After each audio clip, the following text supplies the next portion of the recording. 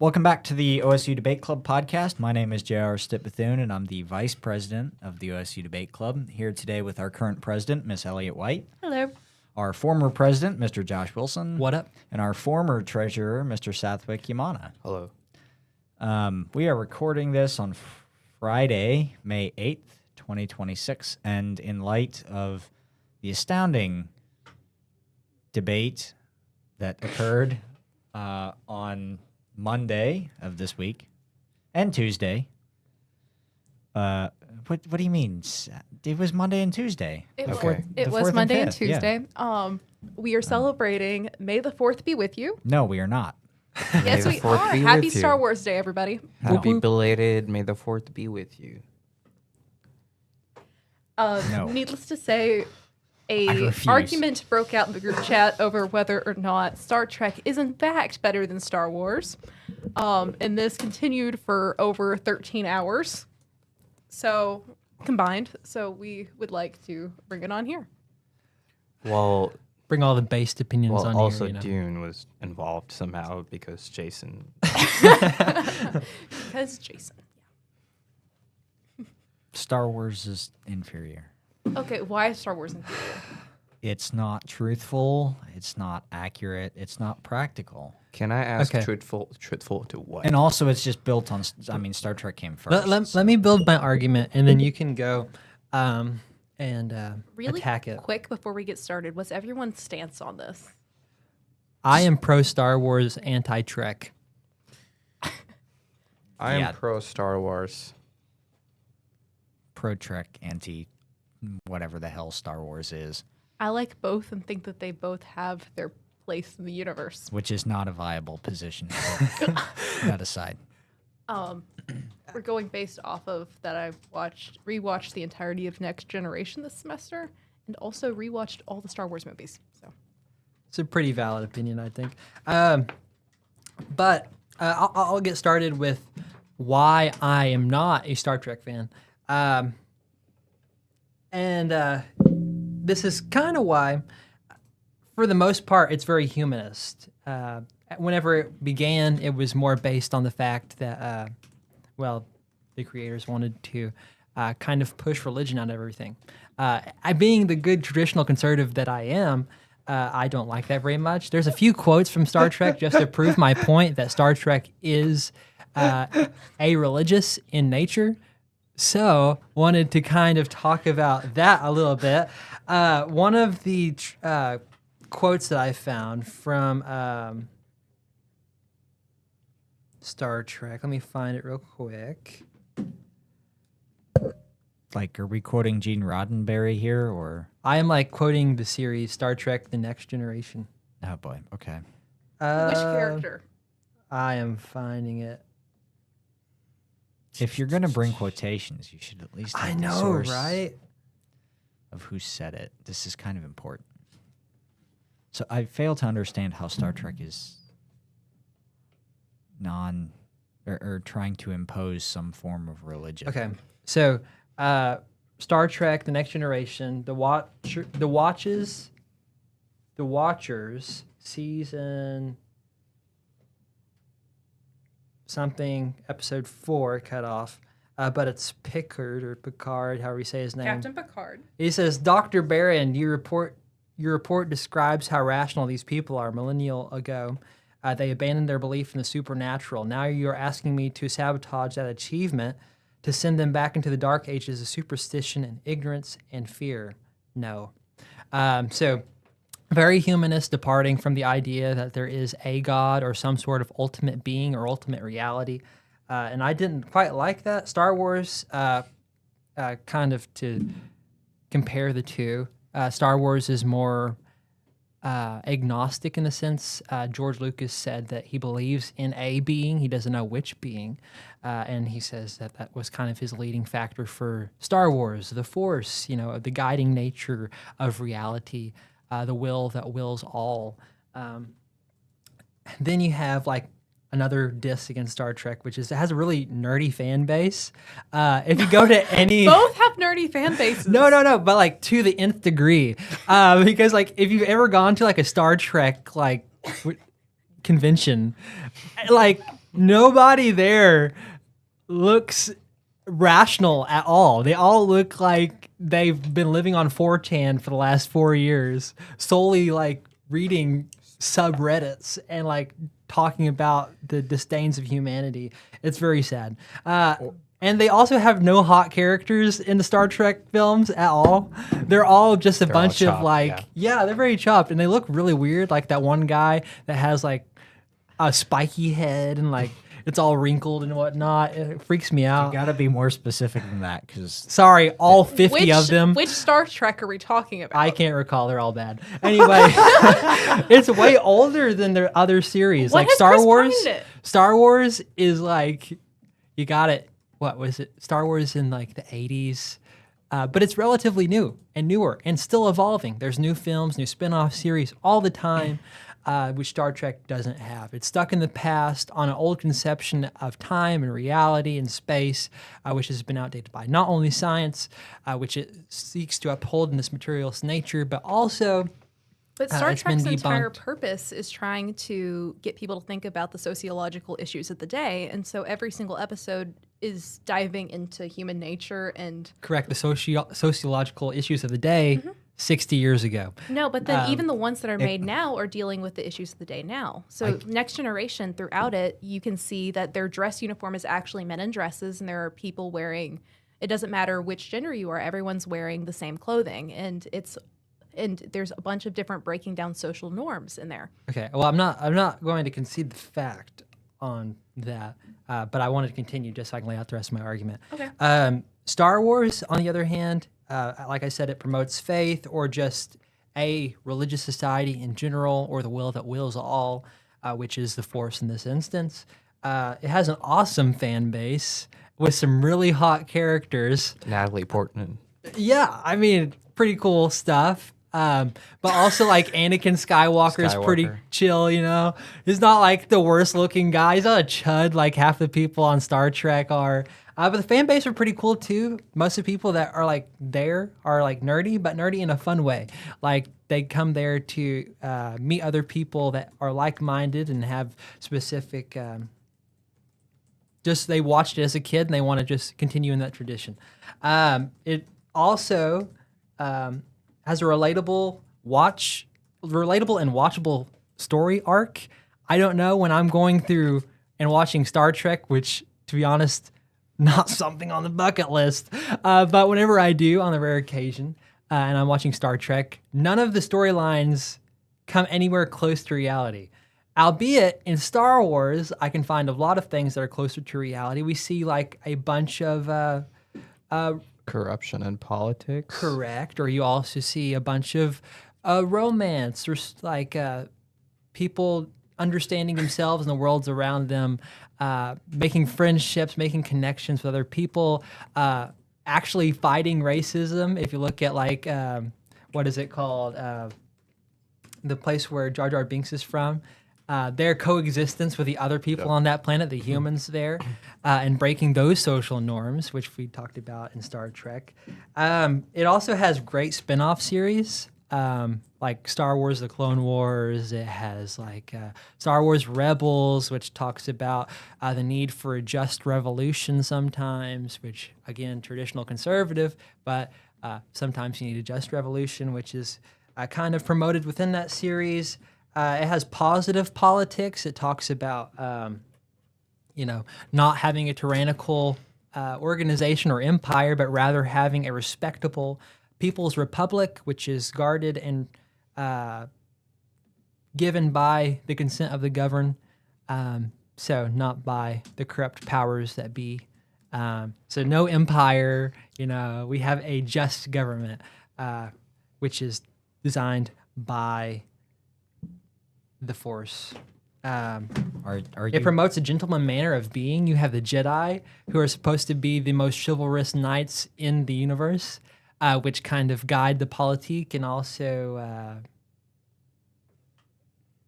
and also what, Josh? Sorry, I was looking at the notes over there. That Elliot had. No, but they're like chivalry, which is something that's been lost in our society. We often see people that are like only caring for self and are denigrating the other people in society or trashing others on Twitter or whatever it may Chivalry be. and courtesy are two different things, to be clear. Correct. But It sounds like you're describing courtesy.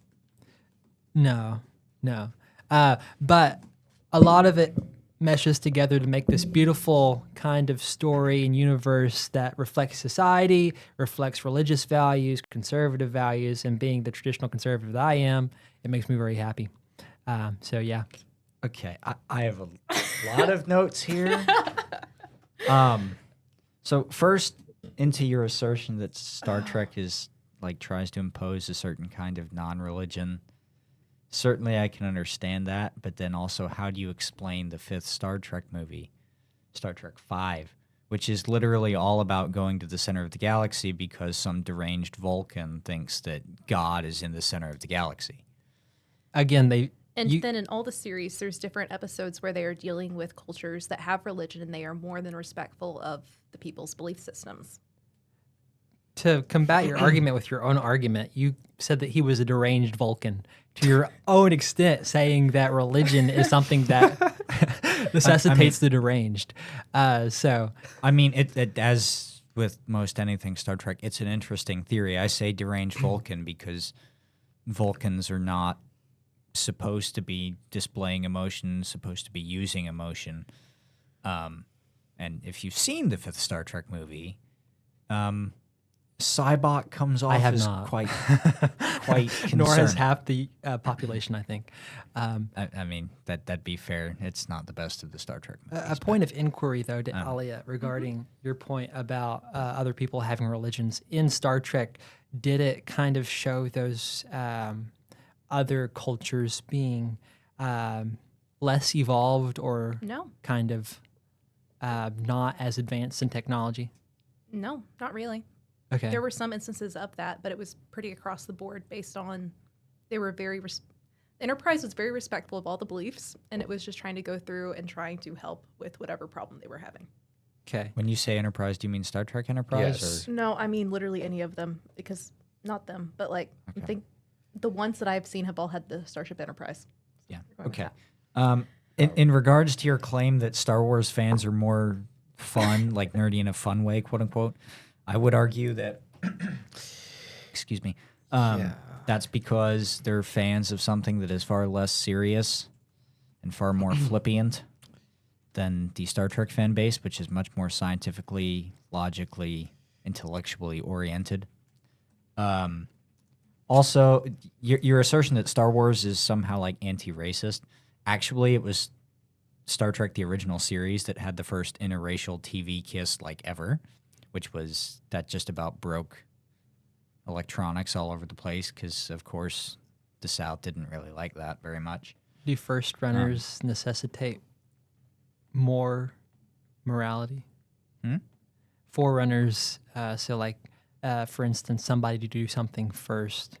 Does somebody to do something first, aka a forerunner, necessitate more morality than something else?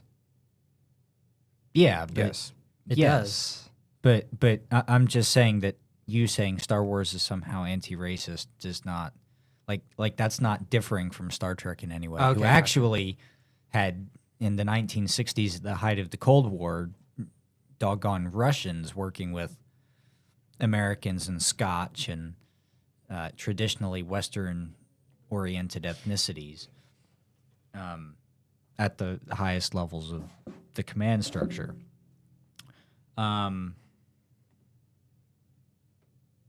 Shoot. I don't think I really... I mean, really, I think a lot of your critiques were just objective and not just personal opinions and not actual facts. Okay, so to back You up my said- facts, then here's another quote.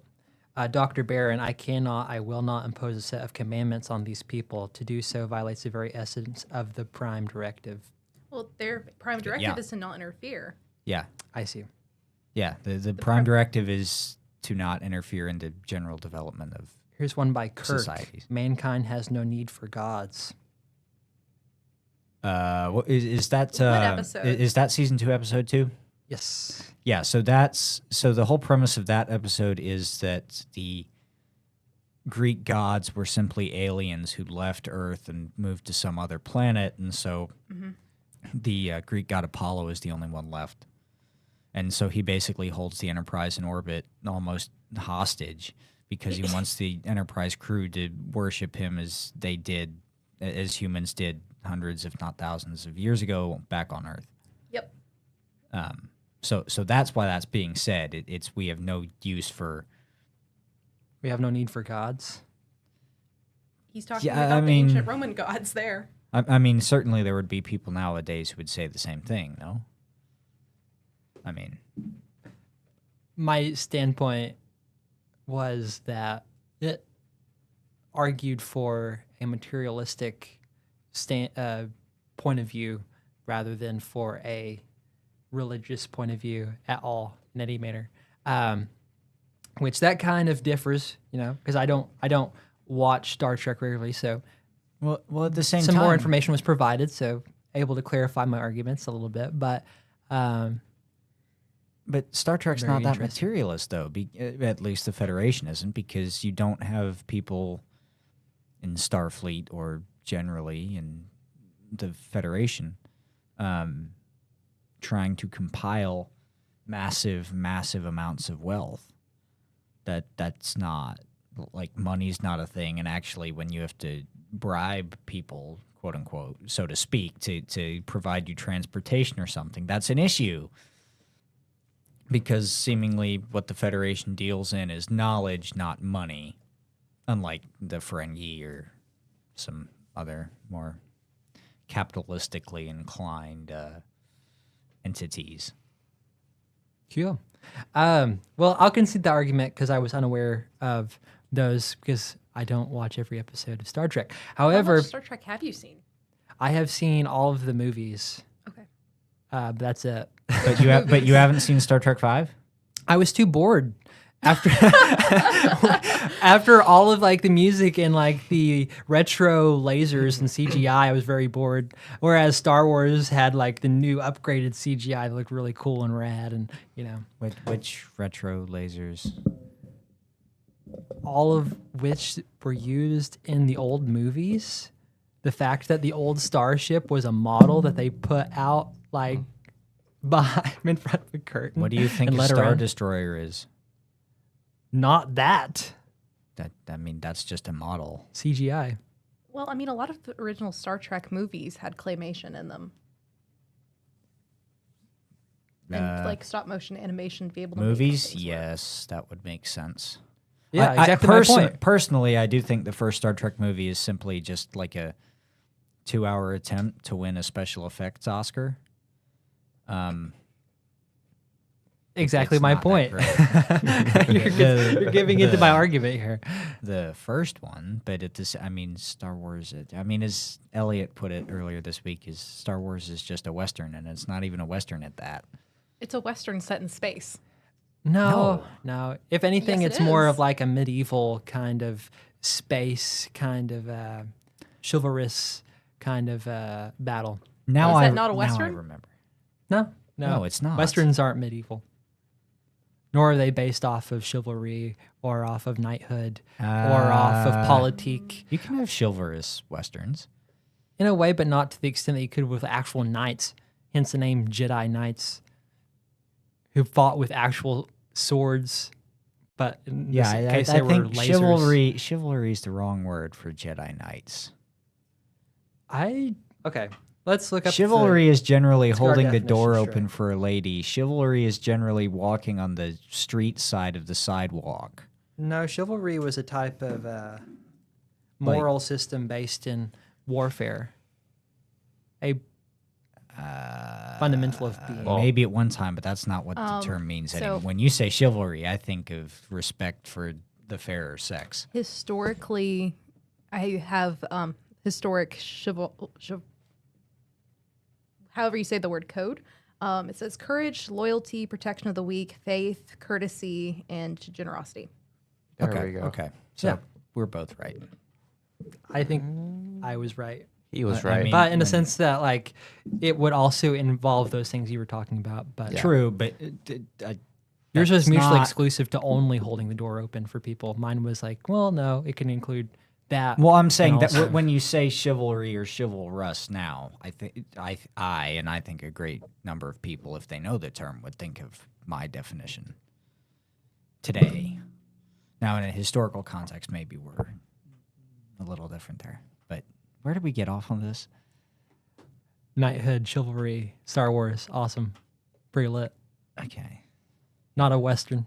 Oh, It's a Western. I remember what I was going to say. You said the politics of Star Wars are like positive politics, and I fail to understand how the politics of Star Trek are not, because the whole premise of Star Trek, at least from the viewer's perspective, is that from the United Federation of Planets, which is kind of almost a conceptualization of the United States on a galactical scale, of democracy and voting and, you know, peace whenever possible, and we aren't going to do an empire thing because that's not helpful. Is it a democracy or a republic?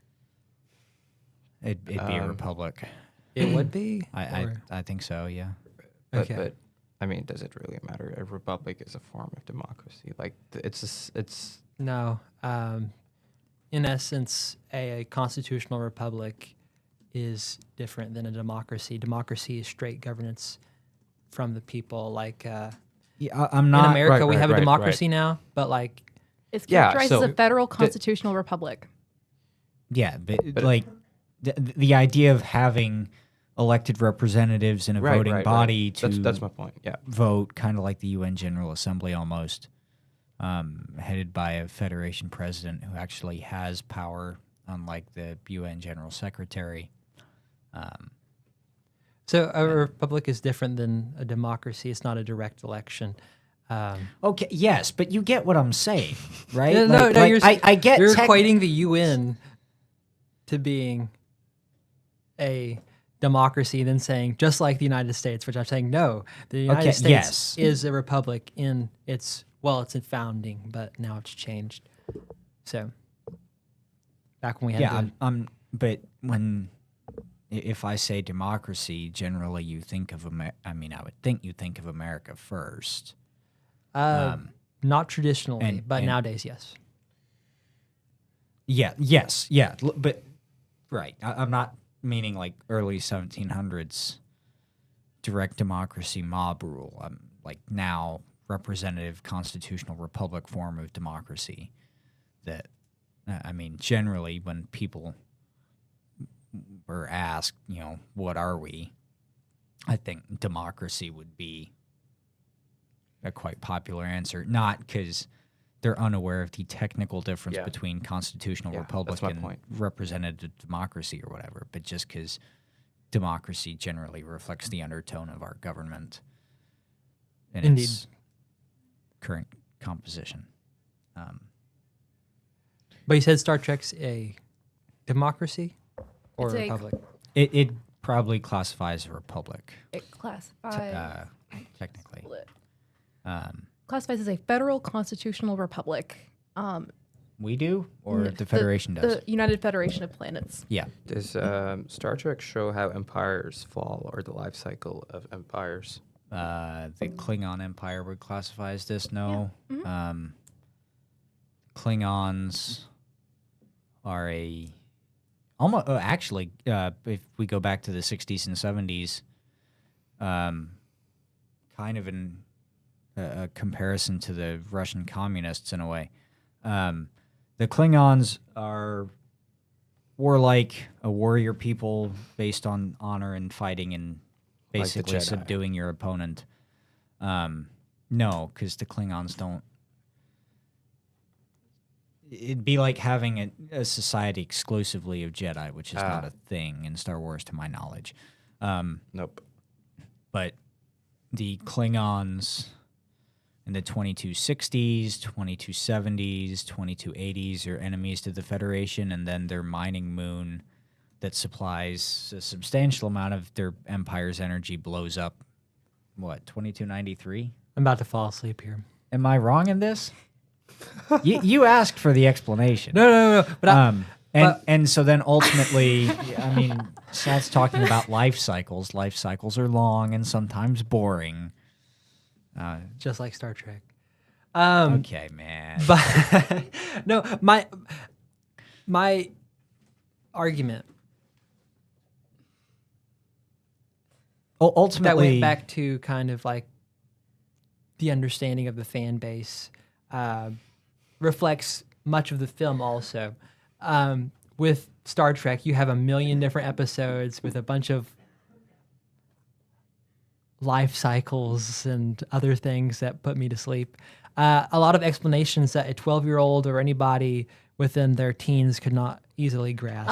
I watched Star Trek for the first time when I was 10 with my little brother, and we both still watch it, and it was great. I would like to combat that with it is perfectly fine to. But are you Star the exception prodigies, to the rule? I yes. feel like you and your brother are relatively I mean, smarter do- than the average. are you able to fully comprehend like religious principles when you're 10 years old? like No. Like no, if but I you was able can't to comprehend enjoy a it. TV show, if you're like, well, you're too young to comprehend a TV show or whatever, then then I'm not then you able can't- to comprehend a Klingon, whatever the crap that is, and like mining a planet and the injustices Well, of I mean, like there are an people empire that actually try to like learn that. Klingon.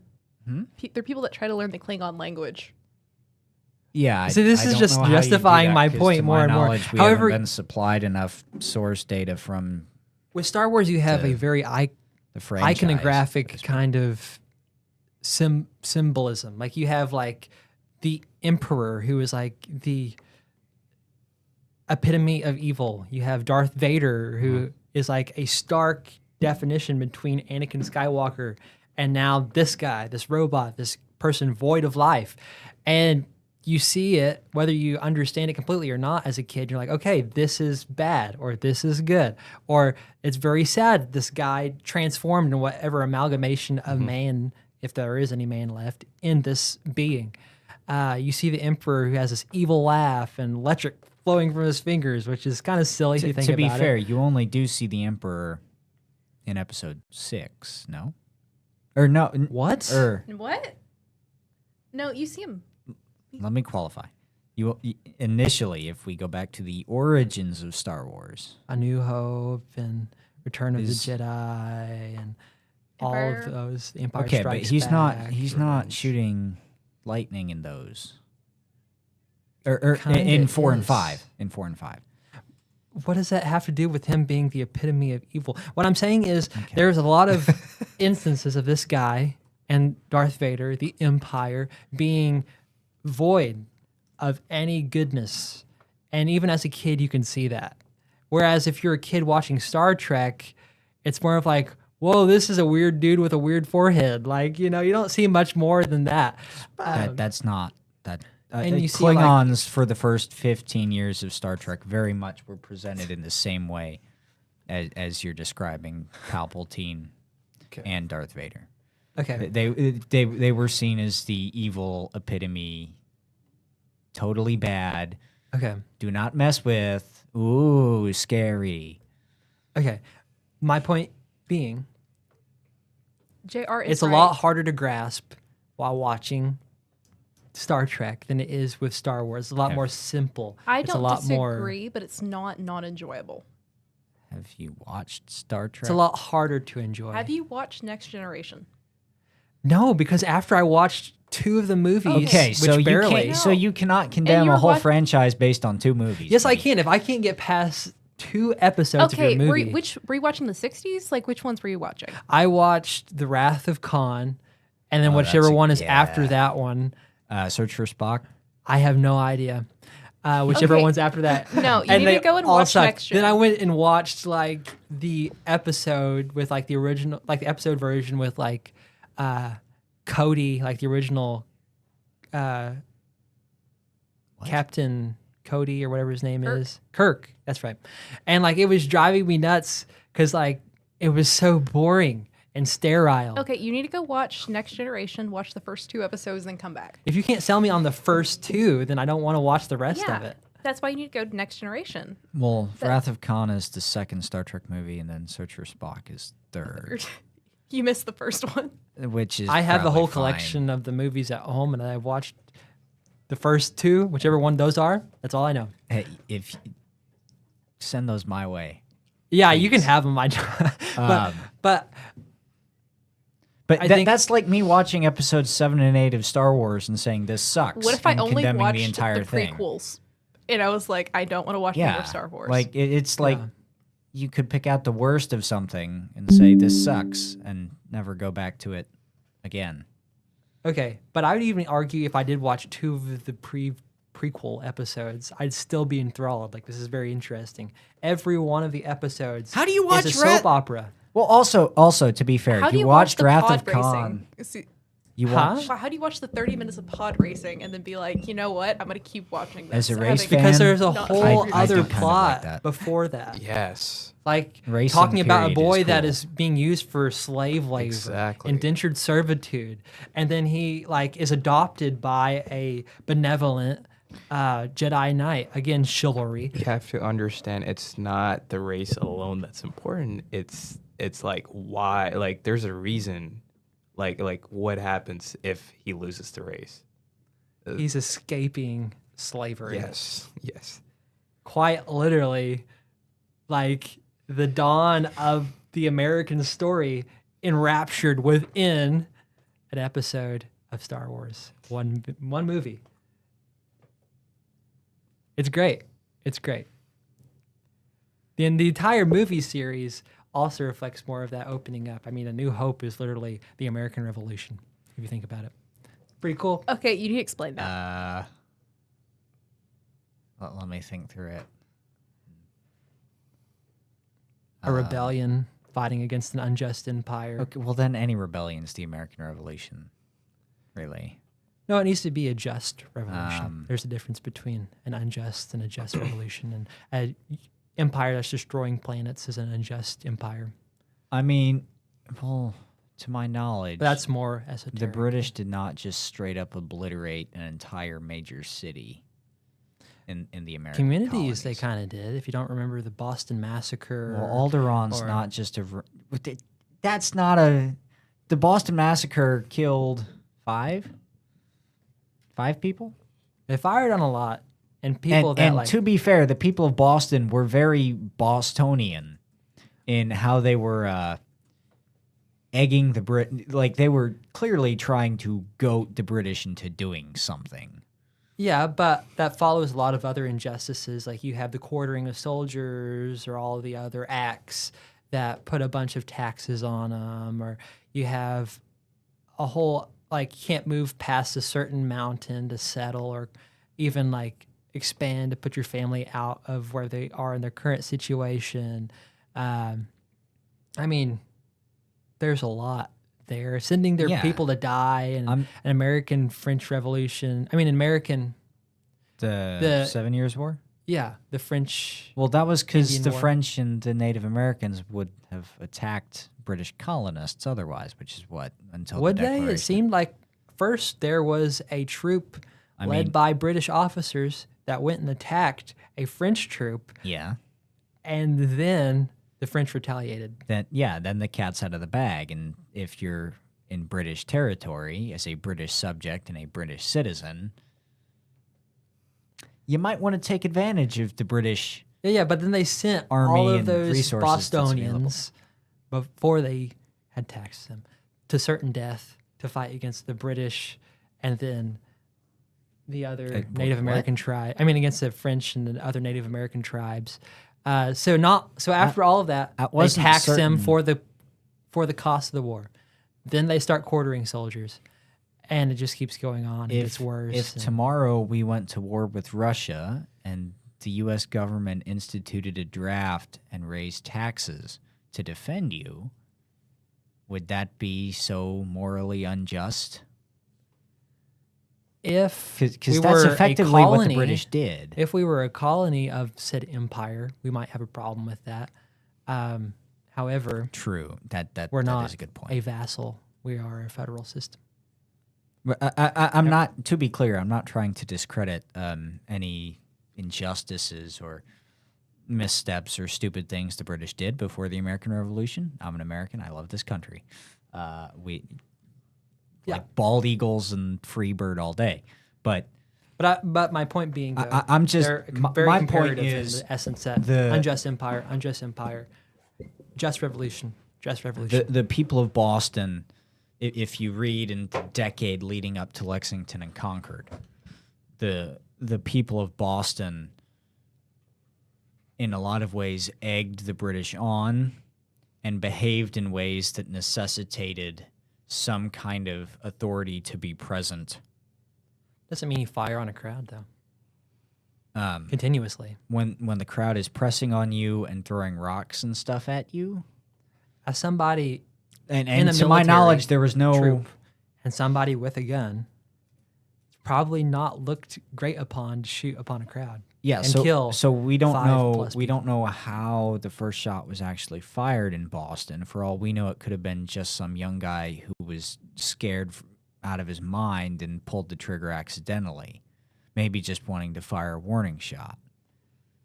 But like the Boston Massacre, just like whoever fired first at Lexington, is very Yeah. murky. Do you have any soldiers that are shot in the Boston Massacre? Not to my knowledge. I think But you have 5+ people shot. Kind of colonists, can be yes. inferred who shot first. Yes, but when it comes to the Boston Massacre, we know the British fired because they were the ones with guns. Yeah. But we don't know the exact circumstances as far as why that shot was fired. Very convenient. For Like, the British regardless forces. of who shot first at Lexington, we don't know why that individual shot. That's the point I'm trying to make. And, Bullets do more damage than rocks, even if there were rocks. that depends on... You're saying that we have Revolutionary War rock- muskets were not that great. Yeah. My point being, before we got off on that tangent, is that there's an unjust empire in both instances, which necessitated a rebellion that was just. And to that end, that is reflected in both reality in the American Revolution and then in the imaginary, which is Star Wars. So it shows a just politique. How do we not know that Star Wars isn't real? Because it happened a long time ago in a galaxy far, far away. Very true. Very true. Yeah, so then how did humans get there? I don't know. Ask the Scientologists. Maybe we're actually just descendants of Jedi. I don't know.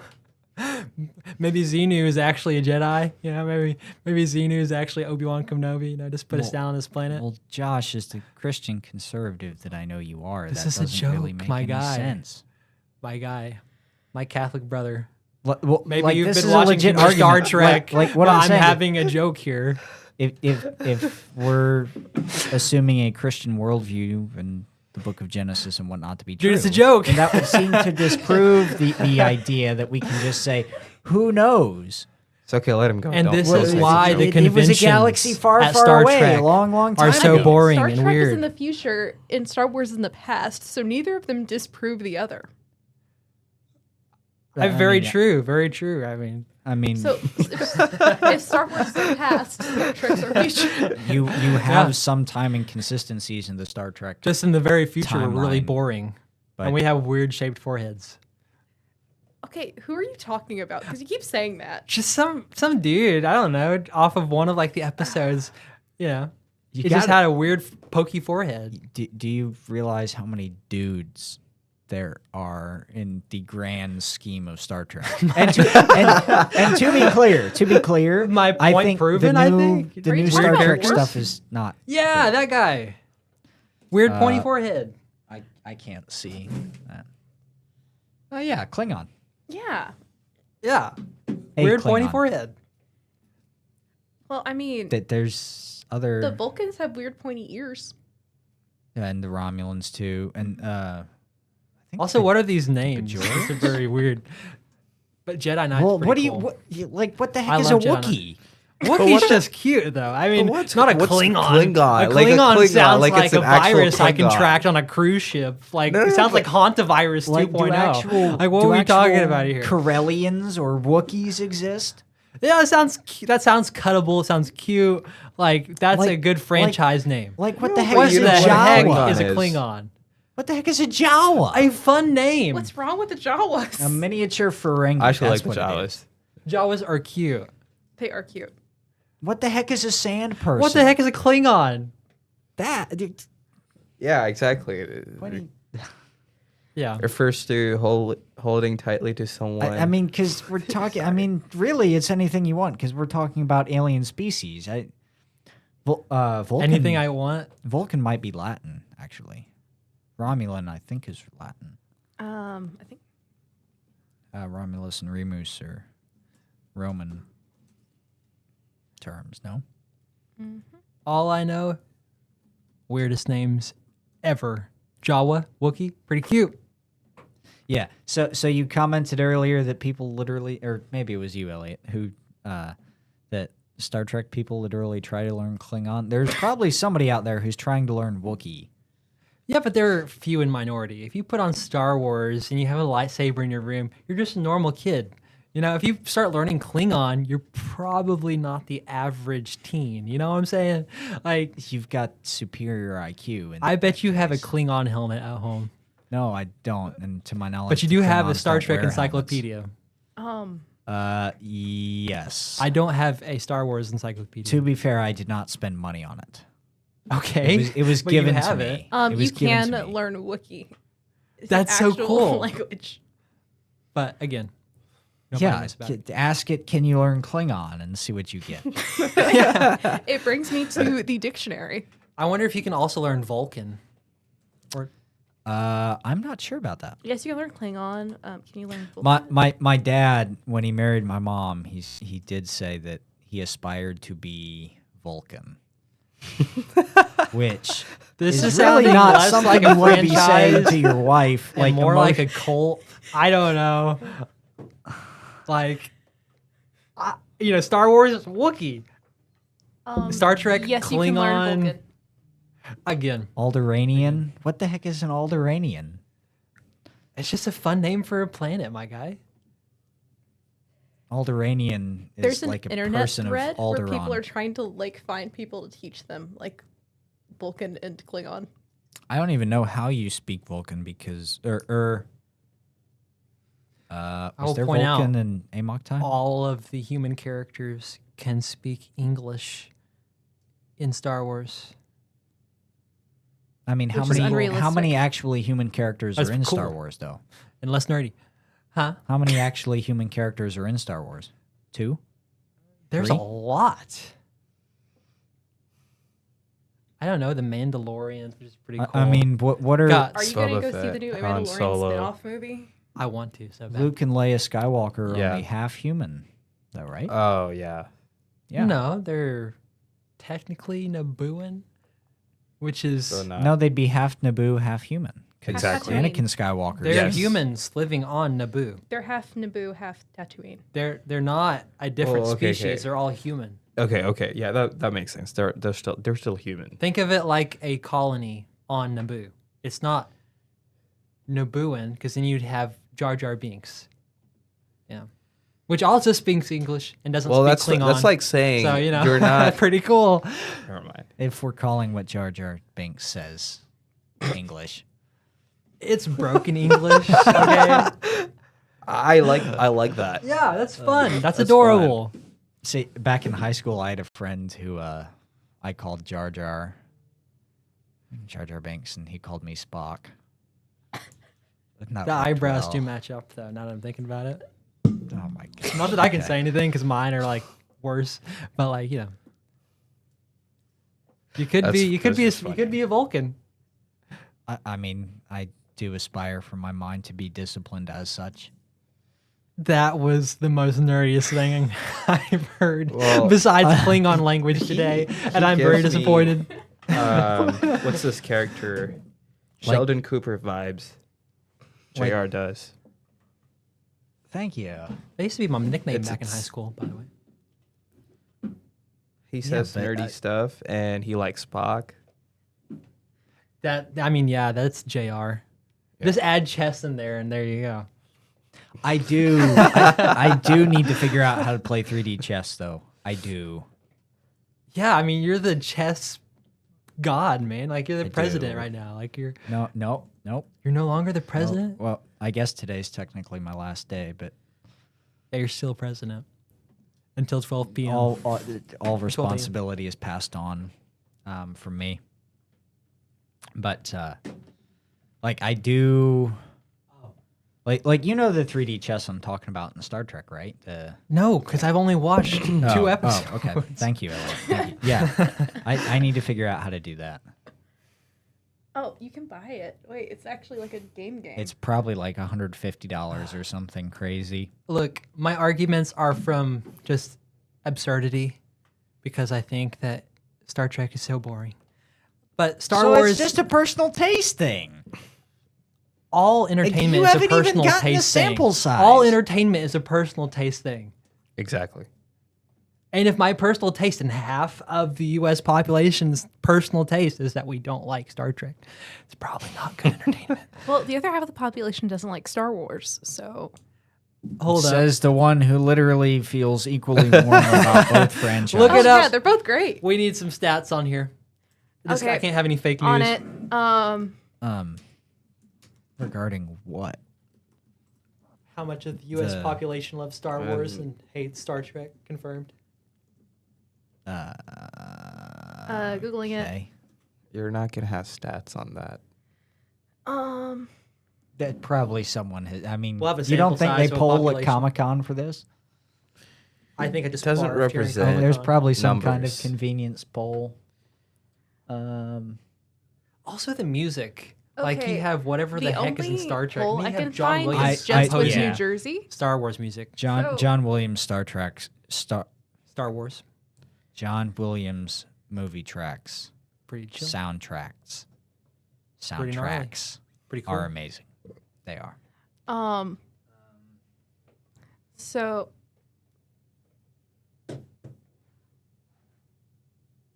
That's a weird stat. it's a weird statistic. What is it?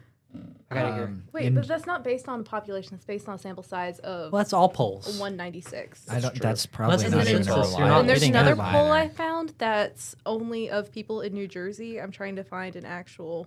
It whatever that That's the was, weirdest poll. whatever that was, said 44% prefer Trek, but 55% of those who don't have sisters prefer Trek. So I don't know why that's how or why. Are they even claiming why. that it's misogynistic or something? Or No, it just was I don't- random. Okay. So 46 prefer Star Wars, 14 prefer Star Trek, 12% say I hate them both, and 14% ask what's the difference, and another 14 said I love them both. Per Forbes, so Star Wars is the leading contender by far. This is as of Forbes? 2017. That hey, Wait, we can't find an What? earlier one. What? It's pretty good. That's yeah. That's, And with The Mandalorian coming out, it's probably only doubled. Well, The Mandalorian, there's a series. The Mandalorian's just making up for all the people who Uh, lost their minds over the garbage new trilogy. Yeah. It was pretty weird. I hope it's good, but I'm worried it's going to be bad, like the Han Solo movie.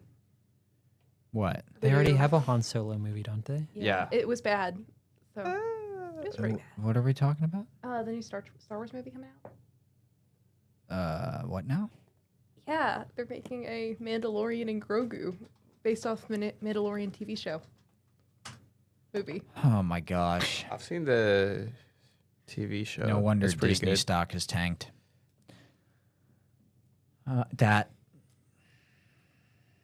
With Why, Baby Yoda. why do people like the doggone Mandalorian? I also It's like so good. It's like It Boba Fett. was good. Season 1 was good. Season Yeah. 2 was okay. Season 3 was horrible. Like Why? I'd say It's I'm a bit just- more generous because I'm biased, but yeah, essentially. I mean, actually, this would be a good idea for Paramount instead of making their Starfleet Academy series. That Did you watch the Starfleet Academy series? no, from what I've seen of it, it would probably make me want to vomit. we have Vulcans Klingons who are like crying by the window. No, that's an insult to Klingons everywhere. But anyway, it probably would be better for them to like do some kind of Vulcan, like similar to Mandalorian in a Star Wars universe, like Vulcan in a kind of pre-Federation universe type deal. I think I barfed a little. Well, I mean, Rage baiting you is the easiest thing. Your two-movie sample size, I guess, would give you a significant amount of experience with the planet Vulcan and Vulcans. I don't know. Vulcan. But what? I get bored after hearing that word twice. Like, I don't know. Whenever I open up Star Wars and I hear John Williams playing, like the opening, it is iconic, and like it's the beautiful. Indiana I'm Jones excited, soundtrack ready to is go. iconic. The Star Wars soundtrack is on my study playlist. It's great. Yeah, it's great. That okay. The E.T. soundtrack. Come on, there's other ones that I'm not remembering. Look, I had a whole argument last night, and to be honest, these finals had me cooked.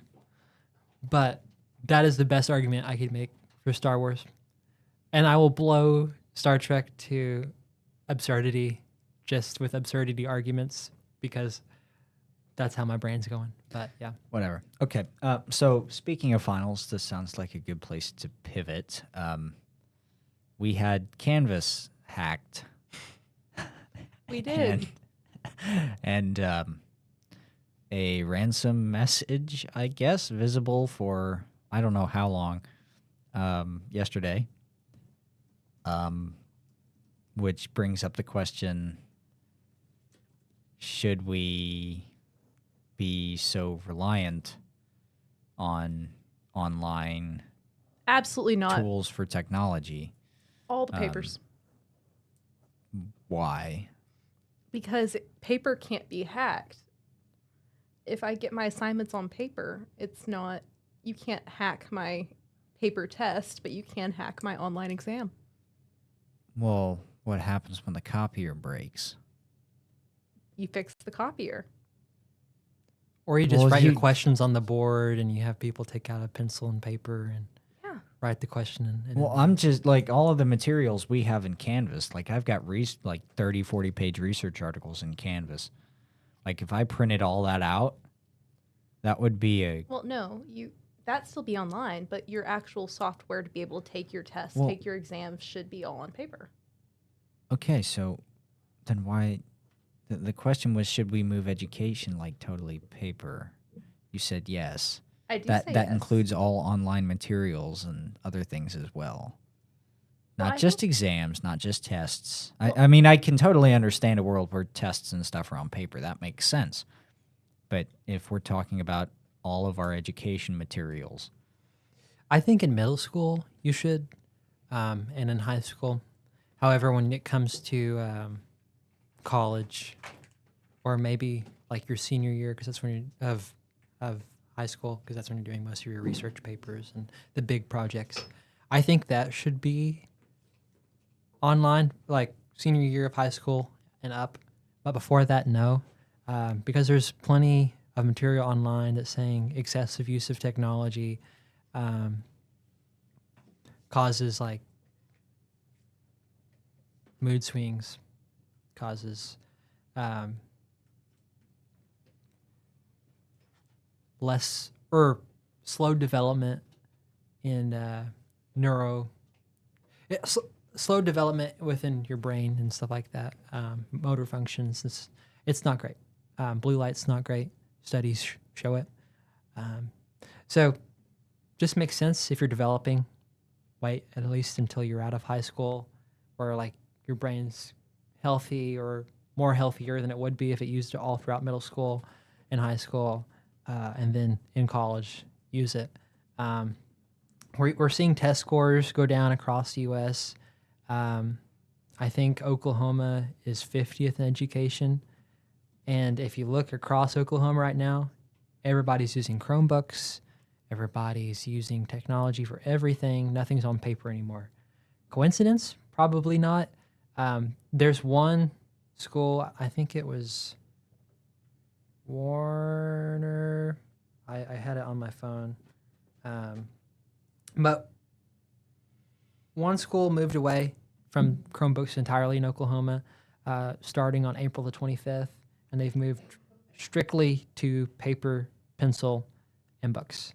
And we'll see how that turns out. But, you know, it doesn't make sense for middle schools I to don't be think that's using going to turn out very well online because stuff. those students are kind of programmed almost to learn via internet and laptop and computer. They'll adapt. And like long term, yeah, but like short term, I think there's probably going to be some kind of shock. So I'm working on a research project about authentic assessment right now. And one of the cons of authentic assessment kind of refers to assessment that's generally more student driven, not like a multiple choice test or essay, but like you writing about what you want to write about or some other thing that's self-chosen that's authentic to each individual student. A lot more open-ended, a lot more possibilities for response, and a lot more different ways you can respond to the assessment prompt. One of the cons with that in research is that logistically that's difficult to coordinate and such, but also B, some students prefer like a multiple choice traditional form of assessment because that's what they've been taught how to do and that's what they're good at, quote unquote. So if you have people who are adapted, programmed, used to the typical instructional environment, learn via Chromebook, do my daily assignments via Chromebook, study guide via digital tools, take the test via Chromebook, I think there's going to be a lot of there's certainly going to be a shock when you're having to note take from a textbook and learn from a textbook and do everything pencil paper. There's going to be a shock there before you can kind of begin to adapt. Well, I certainly believe there will be. I think you're correct in that, but I think it's a necessary shock. We That's can't fair. keep using online stuff, especially with all like the students that are like on technology that are using it for Cell not phones great and- reasons. No, not Or- cell phones, because in Oklahoma you can't have your cell phones in the classrooms. But you're having a lot of kids who aren't on their cell phones going through other mediums on the computer and sending not great media through that computer or using the media for not great things. And plus, it's just, again, for all of the different research being done on like development, it's not great to constantly be on technology. True, but I mean, even now in college, I'm on my laptop most of the day for coursework naturally, but even when your TV at the apartment doesn't work, you get all your entertainment through my laptop and my news when I'm not on my phone on my laptop, and I communicate with all my student orgs and other social groups via laptop when I'm not on my phone. Sure, but we can recognize, well, you've conceded to the fact that technology all the time is not a great thing. So at least in the learning environment, don't you think that we should probably not have technology present? I've been looking at a study, and it was talking about how it changes the prefrontal cortex and a bunch of different lobes in the brain by having any form of technology before the age of 12. And this is a study done of 30,000 children. Does that include TVs? I think this one just includes smartphones and laptops. Yeah, I'd agree with that. My thing is, if you don't let people use tech until a certain age, period, they aren't going to be able to, or it's going to be difficult to adjust to a world after that age that is highly dependent and highly using this technology that we're essentially telling them is kind of a poison apple. Okay, but my thing though, would you rather have all of the harm or less of the harm? Like, you can make the argument that it's going to be difficult for them, and certainly life is full of difficulties. But if we're talking about your health, don't we think that a then little difficulty why shouldn't we is ban fine? it for our health right now? Because we're closer to the age where it really doesn't matter. 12 years old, like you said, affects the prefrontal cortex or in the frontal lobe. So it's already done the damage for us, And but we it can said prevent that that for those Going students. forward, if you start introducing it in teen years, it can lead to reward loops and impair self-control and mental health based on having access to the internet. But not as bad as prefrontal cortex and But frontal lobe irregularities. In education too, you only can control what happens within the school walls. So any prevention efforts that you do to limit tech access within the school is useless if kids just go home and then are on their phone at 6 years old that their parents have given them to occupy. Well, that's not what I'm advocating for. I'm not advocating for a no tech society. I'm advocating for a no tech within our school walls society. That would at least alleviate some of the harm being caused by technology all of the time. We could agree that less harm is better than just ignoring harm altogether, right? Yeah, I'm from where I'm coming from, there's a certain kind of non-physical harm that can occur with individuals not being properly educated or informed or having the tools in their toolbox to deal with all of the digital stuff we have to do now. And certainly there's a physical component to that. No doubt that's harmful. Okay, but whenever I think but just like with on issues of climate change too, and that some of the premises of climate change are up for debate. But assuming climate change is as extreme as some would have us to believe, that is, as some would call it, an existential crisis for the planet. But are you going to cause economic harm by properly dealing with the physical planetary crisis?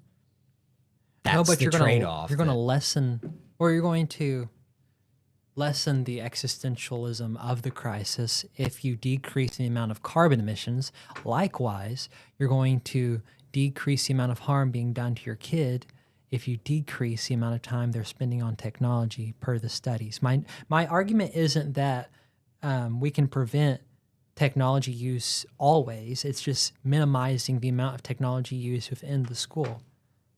Just like in the real world, for using your example, we recycle or we use different sustainable practices. That's not going to stop climate change, but it's going to minimize its impact until we can find a solution. If there's a solution. Of course, like I said, climate change isn't going... Recycling and sustainable practices isn't going to stop climate change with what we have right now, but it certainly minimizes the impact it has in the current moment and increases the amount of time we have until the crisis takes place. Same thing with schools. It's not going to stop the crisis altogether, but it minimizes the impact.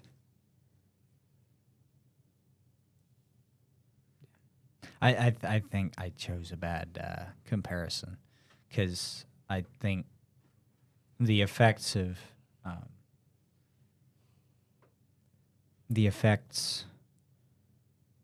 on an economy that some climate change or anti-climate change policies can take reducing carbon emissions and potentially reducing private vehicle use and other things. I have a point of inquiry. Those are not comparable to the economic losses that may occur of people who don't know. Just so I understand, your argument is that we should either not have a technology ban in schools.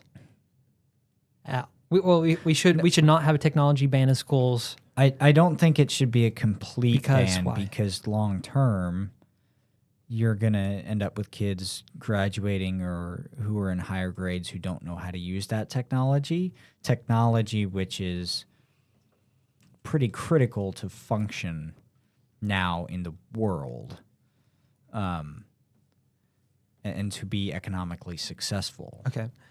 Let me. I'm not saying, we should be imbibing as much tech as we are now. I don't think a total for a decade plus in the school system ban is necessary. But yeah, I think that obviously you can only control what, from an educator's perspective, outside of a parental perspective, you can only control what's in the school, what's inside the school's walls. Yeah. So I think that you have, in any situation, we all have a hierarchy of cares or a hierarchy of what's important to us. First is you, then your family, then your friends, then your community, and it builds out from there. I think likewise, we also have things we need to care about that are important to us, such as well-being of ourselves. I think that education is important, but if education negatively impacts, or certain education negatively impacts your health, you probably should minimize your level of education on that to promote health. I'm not saying that technology is bad, but minimizing its impact would be beneficial to students alike. So with my school back in middle school, we had 1 hour of technology use, and that was for us to work on our typing skills or to work on Google Docs or work on Microsoft and learn all the ways of using the different ribbon systems or how just to operate a computer system. And it was 1 hour. And the rest of it was all pencil, paper, and books. And it was great. And then you get to high school, and I went to a larger high school, and we all used technology, and there wasn't as great a quality of learning. And I think there was also a lot of negative damage done by the technology, per the reports that were talked about by Elliot. So if technology causes harm, don't we want to minimize the harm? Yeah. Yes. I think there may be some students put behind on technology, but that's better than them having deficiencies to their frontal lobe or to their brain at all. If we can prioritize health, then we can certainly learn technology later on in life, and I don't think that'll be a problem. I agree with this 1 hour. Was that an hour a day or a week? Hour a day. That still may be too high for my personal preference, especially for elementary or lower middle school kids. Yeah, my first point was I don't want any of it at all for middle school students. But yeah, from my experience, 1 hour. That hour is too high for me, but again, I think a total ban's too low. When it comes to the declining quality as you increase in grade level, I think there's a variety of things that may explain that. I think cell phones and or other external distractions to the classroom environment, whether those be biological, social, familial, ideological, whatever have you, those can cause students to become distracted and not as bought in and hurt their own learning quality. I think obviously technology could affect that learning quality. I think the school you're in could affect that quality as well. If you go from a great elementary school, like I went to elementary school in Pennsylvania, it was great. I would not be the mind or the student that I am today without that elementary education. Or Star Trek. I went home from middle school in PA and I watched Star Trek on the TV, to be clear. And then we moved to Arkansas where the middle school and school district quality was lacking compared to what I had. Yeah. So And certainly the quality of learning for those two student groups was vastly different. Just outside, I mean, even though we used arguably, we did use more technology in Eldo, but I don't think it was a tech-related problem. So I'm looking at a study from 1978 where these two researchers found that students who wrote stuff down rather than highlighting or looking at a computer screen or by copying a passage, if they wrote stuff down in their own words, it would do better because it would be ingrained in their long-term memory. Is that the most recent data we have on that? There's more recent data. That's just what I can find at the moment. Yeah, because 78's a bit, 48 years old at this point, but still to this day, I write all my notes on paper. yeah. All of them. Well, most students Also, don't. writing things in color apparently helps you memorize stuff easier because your brain is Okay, able to. sharpening colored pencils is annoying. Yes. But here's another point.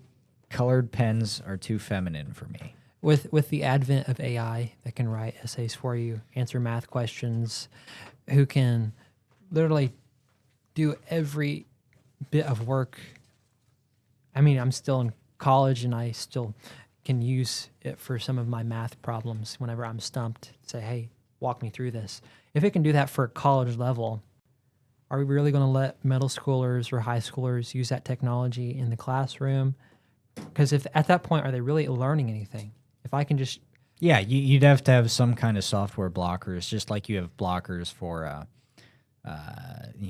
like cool math games and other a bunch of the IO games that have been blocked, that were blocked when I was in high school and are blocked still. Tetris was the only game that was not blocked by my high school. See, yeah, more kids should be playing Tetris, not Minecraft. on my HP computer, I have AI on there, on the computer itself, that can answer questions for me on a math level.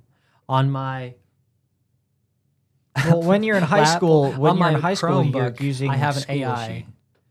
that walks me through, say, hey, Google, and it walks me through all of these different problems. It's still an AI. If I go through Google itself and ask a question on Google for a math problem, The AI pops the up. AI pops up even below the search bar.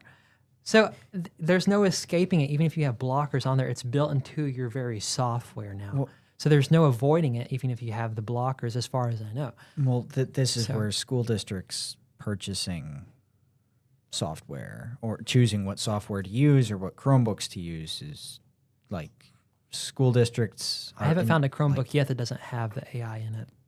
like built in. The Yeah. ones Like we like had in a high school Chromebook or like your personal Chromebook, because personal devices are different from school The issued school devices. You're telling me that high school Chromebooks have AI built into them? The one I used in high school did not. Yeah, mine would probably, that thing was designed in 2016 or something. Okay. But still, there's going to be ways of getting around it and going to AI regardless. And I'm not conceding the fact that there's still the abundance of the software that we do use, the computer software, has AI in it. It's going to impair learning. Again, our Canvas service got hacked, and so we cannot see like our study guides or test reviews. Everything is back up now. But that being said, would you say that universities as a whole are too reliant on technology? I mean, COVID kind of caused everybody to shift in a pretty digital direction, right? because now, if you're a school or university, you have to have some kind of contingency plan for if that happens again. And getting caught without it is probably not great. But this, I guess, is the risk of it. I mean, I would think the compensatory action would be to beef up your IT and cybersecurity departments.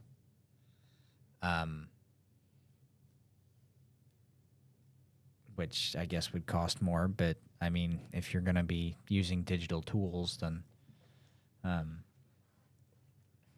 you might as well make sure they're usable all the time and available and not having people's data compromised. So it depends on the context, because if we were having this conversation in February 2020 or March 2020, like, we probably would say even now we don't do enough online. Maybe. I think in 2020 I would have definitely said we do too much online. But like, even then, like, I could have just dropped off my assignments in the mail to my teacher. Like, we did that sometimes. So I mean, you know. That does not seem very official or legal. It was very illegal. I mean, that's how we did it. I mean, we had to turn in our books somehow at the end of the semester anyway. We had to turn in our assignments. We had to get our, like, the school was giving out free food through some of the free food programs. So, Yeah, like, we had to retrieve it somehow. to be a teacher or in any kind of education-related job in spring 2020. Imagine what the IT department was going through yesterday, but that for like 4 months. Yeah. So That's, yeah. But anyway, I think that's a good place to leave off. Episode 5 in the books. For those of you listening, the OSU Debate Club will not be meeting over this summer because, surprise, we're on summer break. The town of Stillwater today is probably losing thousands of its population. So this will probably be the last episode we post before August or September or something like that. But if you would like to get involved, you can join us on our Cowboy Central page, follow us on Instagram, and we'll push out through our available channels when and where we're meeting when the school starts again in August. So this has been the OSU Debate Club podcast, and we'll see you in August, everybody.